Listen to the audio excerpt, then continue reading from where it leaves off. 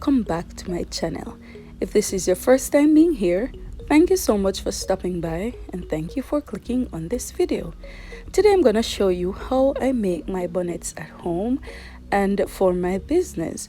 Now I'm going to show you two different methods, one with ruffles and one without.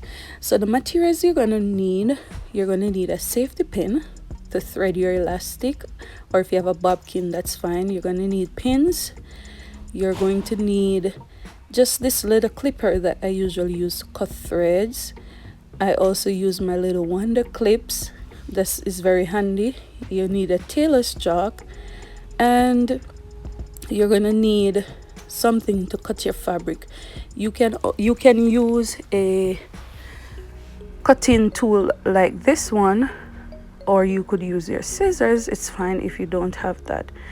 You're also gonna need elastic, but I'm gonna show you what how much elastic you'll need. You're gonna need your measuring tape. You're also gonna need the fabric of your choice. Now, earlier in the morning I made some bonnets.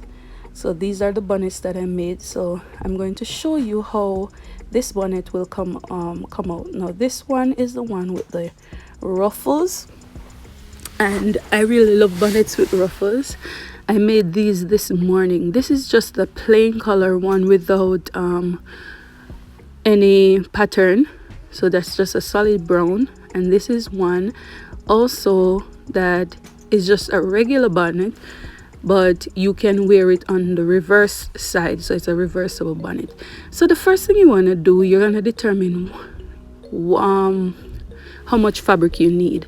Now when you're determining how much fabric you need, it all depends on the radius that you need. So in this video I use a radius of 12.5. so what I did was that I cut a fabric that is 25 inches long by 25, so it's 25 inches by 25, and I folded my fabric into 4. Now this fabric, so I fold once and then I fold again. So this is what you're going to have when you do that, and then you're going to fold it in the middle. So when you do that, you're going to realize that you're going to get 2 circles when you finish cutting. Now you have to ensure that you are taking your measurements from the side that is not folded. Now this is important. So what I'm going to do, I'm going to start from the tip. Now remember, we're making a circle. So from the center of the circle, so the tip is basically the center of the circle.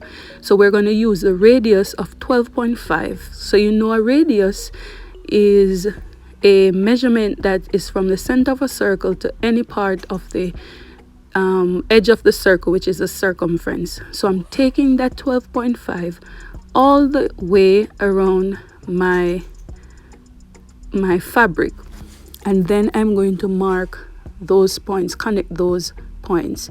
So remember to start from the center, which is the tip, and then connect those points. Now what I'm going to do, I'm going to use my cutting tool, and I'm going to cut out that which I have traced. So when you do that, you can definitely use a scissors for this, but I just find that it's easier to use my cutting mat and my rotary cutter to do this. So this is what you're going to have. That you just discard it. So when you open it, you're going to have 2 circles, and the right sides are facing each other.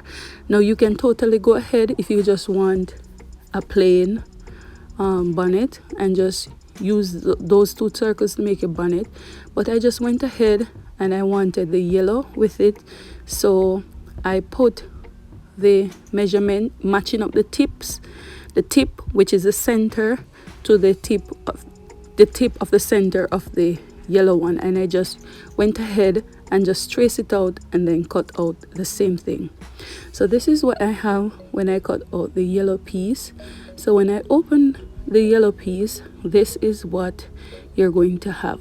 So what you're going to do, you're going to take the right sides of the plain fabric, and it should face the right side of the yellow fabric. Now you'll know the right side because it's the shinier part. When you're working with satin, it's the shinier part. And what I went ahead and I did, I just pin it together. Now what you want to do is to leave an opening, because right now we're going to sew these two fabrics together. So you want to leave an opening so that you could turn your bonnet inside out. So I'm just tracing a line all the way around to show you that that's the line you're going to sew on. So I sewed on 1/2 inch seam allowance. I could have just went ahead and done this because I've done this so many times that I know what 1/2 inch is seam allowance is. So I'm just showing you that's what you're doing. So I went to the sewing machine because I wanted you to see what I actually did. So you'll see that I'm sewing on 1/2 inch seam allowance, and I'm gonna sew all the way around, taking out my pins, and I'm gonna sew all the way around, still taking 1/2 inch seam allowance.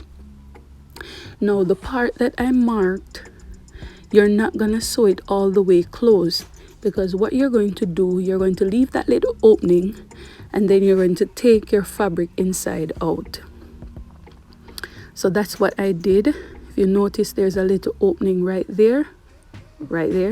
So what I did before I turned it out, I just snipped the ends of the fabric. This will allow it to turn easily. Now you want to be careful. You don't want to snip your thread. If you snip your thread, you're going to be in big trouble. So be careful when you're doing this step. Now what I'm going to do, and from the opening that I left, I'm going to just turn out my bonnet. So when I turn my bonnet out, this is what I have. So what I did, I took it to my ironing board and I ironed it down for it to stay flat. If it doesn't stay all that flat, it's okay. So this is the elastic that I chose. I use a 3/4 inch elastic for the basic one, the one without the ruffle now. And I just put my head circumference there. My head circumference is about 21 inches, but I minus 1.5 inches because I want it to be a little bit smug around my head. Now you see that I did 2 elastic because I'm actually doing 2 bonnets, one with the ruffle and one without. So this is the one without the ruffle. All I'm going to do after I ironed it down, I'm going to, from the edge of the fabric, I'm going to mark about 1 inch, because my elastic is 3/4 inch. So you don't want to make it exactly 3/4 inch, because you want it to be able to go in freely. And you're just going to mark 1 inch or all the way around. And what I'm going to do, I'm going to take it to the sewing machine and I'm going to sew, connect those points and sew it. So I'm just going to show you if you're making the one with the ruffles, what you're going to do. Now the one with the ruffles is sort of different. You see where the opening is, you're not going to sew the first line. So you're going to make a line. So the ruffles, I made it 1 inch away from the edge. You could make it more if that's what the look you're going for, but I left out opening, and then I made another line at the bottom of the first line, and I made it about a little bit bigger than 1/2 inch rather, because the elastic that I'm going to use in this one is 1/2 inch. So you have to make it a little bit bigger so that it goes around. So for the first line, for the ruffle one, you're going to sew it and stop at the opening, but the other line you're going to sew it all the way around. So this is what it looks like when I did the one without the ruffles. I just sewed all the way around for the first one. I hope you're not confused. I was wondering if I should just do a different video on the ruffles, but I just wanted to show you the 2 variations. Now what I did is that I'm going to thread that elastic. Now this is the one without the ruffles, as I said. So it's the one that just have the elastic at the front. So what I did, I just went ahead and I threaded my elastic using the needle, and then I'm going to put the elastic on each other, ensuring that it's not twisted. So you have to ensure that it's not twisted. And I'm going to stitch it down. You could use a zigzag stitch and just sew it down on both sides to keep it so that it will not open. If you're doing the one with the ruffles, so this is what I meant when I said you're going to sew the first line and leave that opening right there, and then sew all the way around to the second one, because at the end of this all, we're going to close up the opening section, and you're going to if you close it up before, you won't be able to thread your elastic. So here am I threading the elastic for the reversible one, not the reversible one, but the ruffled one. So I hope you're not confused with both method at the same time. So I went ahead and I sewed down my elastic. This is what it looks like, and then I just leave my elastic to go in the case, and I'm just using my hand to ensure that they are the elastic is even. Now what you want to do is go ahead and close up that little section that we have left initially. So you're just gonna close that up.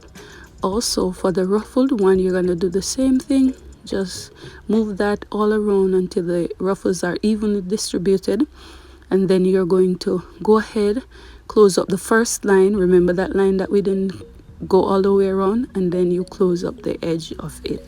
Now at the end of it all, this is what it looks like. You want to sew very close to the edge so you do not see it, and this is what your bonnet looks like, guys. I think it came out pretty well. Remember to subscribe to my channel, turn on the post notification bell so you'll be notified when I make a video. This is what the ruffled one look like. I think I should have used a different color. Maybe you will see it a little bit better. But if you find this video helpful, guys, remember to give me a thumbs up. Until we meet, bye.